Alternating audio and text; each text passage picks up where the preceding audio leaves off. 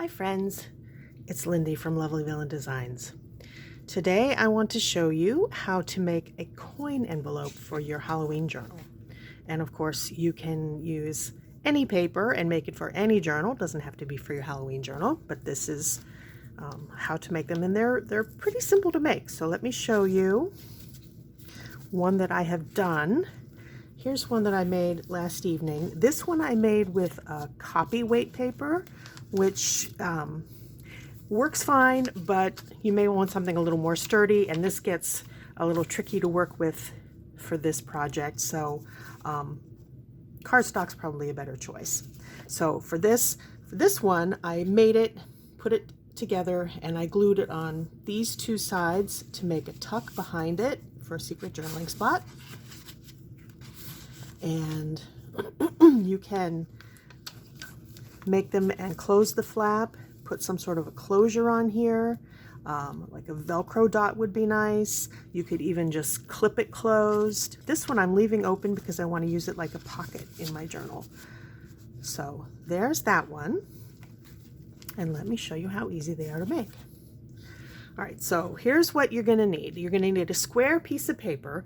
I have an 8x8. Mine is single-sided.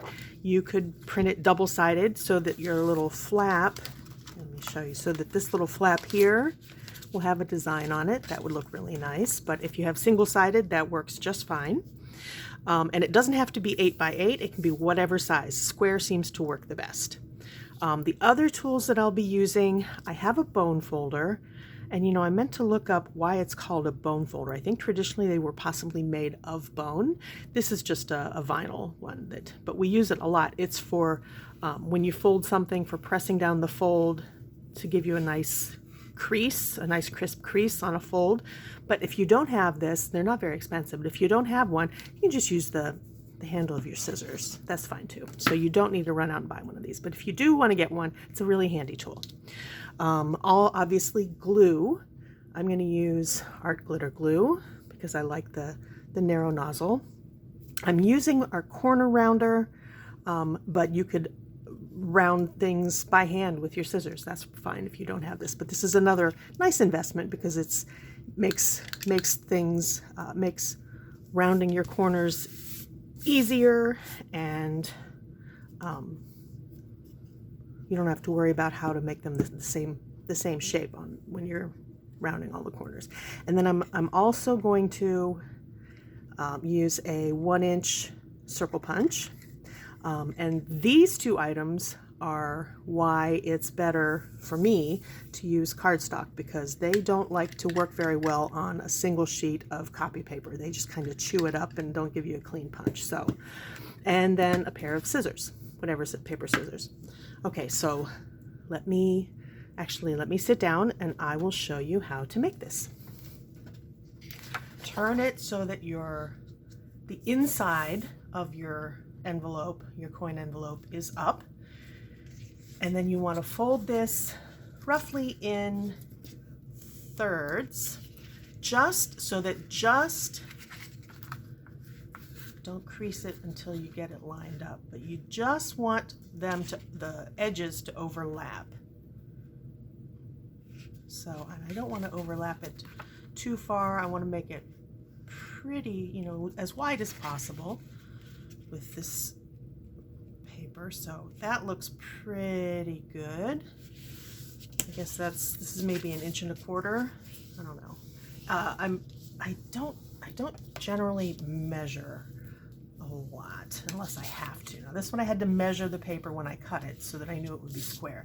So I know that that's 8x8. But anyway, so I'm using the bone folder to burnish the folds, and you can see that this just overlaps, this flap just overlaps this flap a little bit. Okay, next thing I want to do is fold up the bottom, and you don't have to fold it very far, probably not even 1/2 inch, but fold it up so that it's straight. I'm going to use my bone folder, and again, you could just use your scissors handle if you don't have a bone folder, but I like the bone folder. It's handy. So are the scissors, right? Okay, so there's that. And then you're going to fold down the flap. Now this I only folded up a little bit this one I want to fold down maybe 1.25 1.5 inches, probably more like 1.5 inches.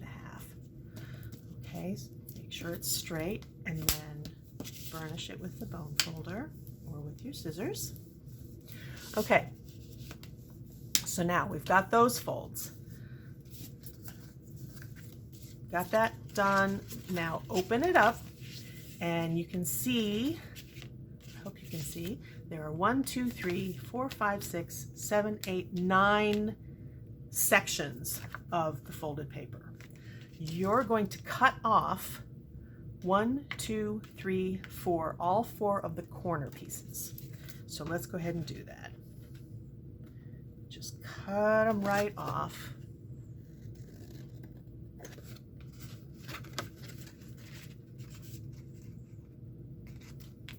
Here's one.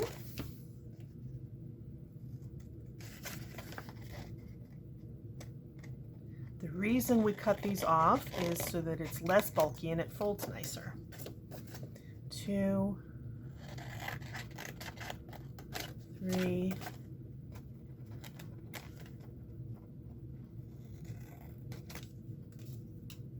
and I'm going to save these scraps. I'll show you why later. Maybe not in this video because I might not remember, but I'll show you why to save your little scraps. If they're tiny, tiny, sometimes I don't save them, but if they're like this size, there's a lot of things you can do with it. Okay, we've got those 4 corners cut off, and I'm going to do one more thing, and you can do this while you're cutting them in the first place. I'm going to do what I call, what other people have called mitering the corners. That's just taking off like a little tiny sliver from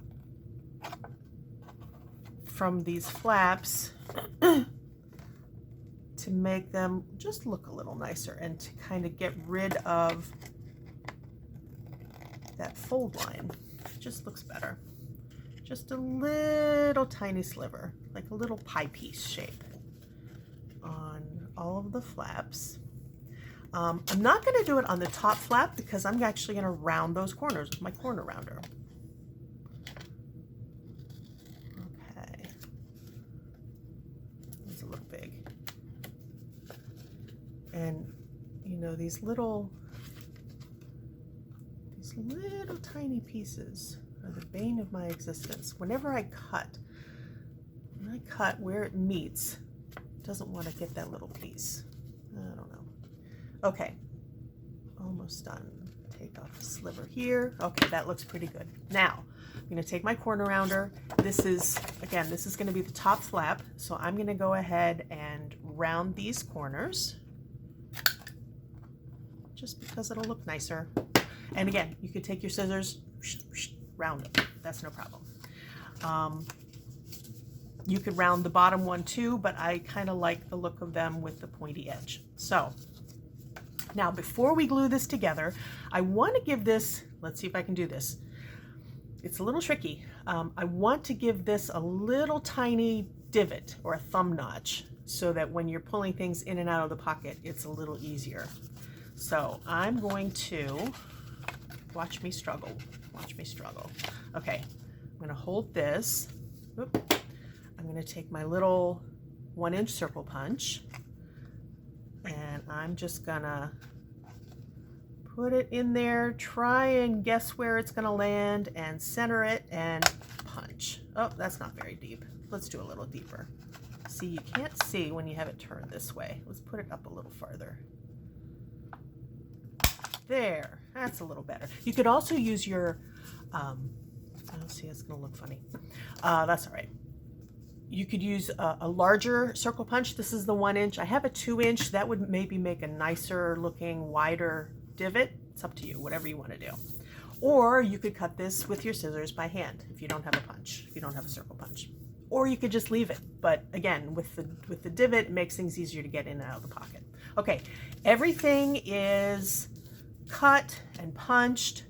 I do want to kind of take some ink and just highlight the edges a little bit. Everything that's going to be showing. And I did just get some black soot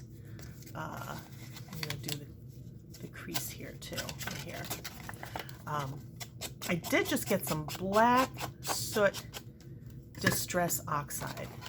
I haven't gotten it out of the package yet. I'll use that in future videos, but that'll look nice too. This one is Vintage Photo, and you know, I'm gonna, this one, does that look better? That looks better.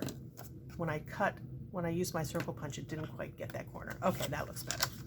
All right, I think I've got everything highlighted that I wanted to, and now the easy part, we're just gonna glue it down. So I'm gonna take my art glitter glue because of the tiny nozzle, which I love. This overlaps to about here. You don't want to use too much glue, but it overlaps to about here. So, and it doesn't matter which one's on top, that one or the small one or the bigger one, whichever flap. Okay, glue that one down, and then we'll glue up, you can see, we'll glue up the bottom. There. Okay. There it is. Fold this down, and again, you could use this as a floating pocket for your journal, where you just take a paper clip and clip it to a page, because both sides are decorated and it's really pretty. You could decorate this side. You could put lace on here. You could put little fussy cuts. You could put little, like this would be a nice place for a little pumpkin and a word. Because we'll probably glue it into our other journal, I'm just going to leave it like this for now. We can decide later if we want to do any decorating. Maybe some lace on the flap, although no, because we're using it like a pocket. But if we weren't using it like a pocket, some lace on the flap would be really pretty. So there it is. That is a relatively simple little coin pocket for your journal. Pretty easy to make. All right.